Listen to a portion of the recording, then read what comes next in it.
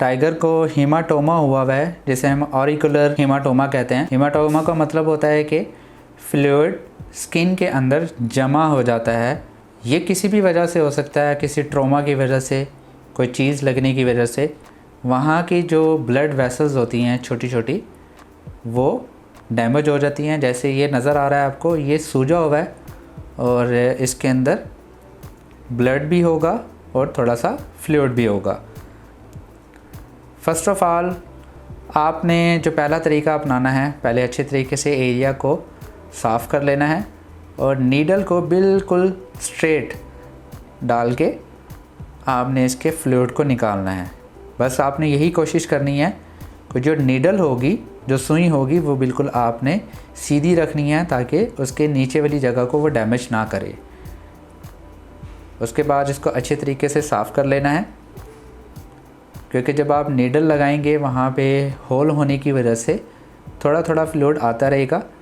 मैंने गाज उसके कान के अंदर डाल दिया है ताकि जब हम फ्लूइड निकालेंगे तो कानों के अंदर कोई भी फ्लूइड है वो ना जाए, क्योंकि अगर वो कानों के अंदर जाएगा तो उसके कानों को ये मसला भी हो सकता है।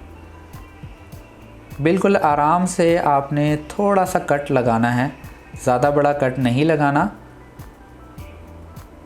बिल्कुल नॉर्मल सा कट होना चाहिए। अगर नॉर्मल कट होगा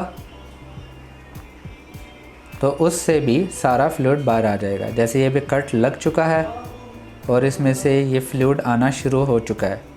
उसके बाद कुछ एंटीबायोटिक्स लगानी हैं, कुछ और इंजेक्शन्स भी लगाने हैं ताकि इन्फेक्शन ज़्यादा ना हो, वहाँ पे जो स्वेलिंग है वो ख़त्म हो जाए।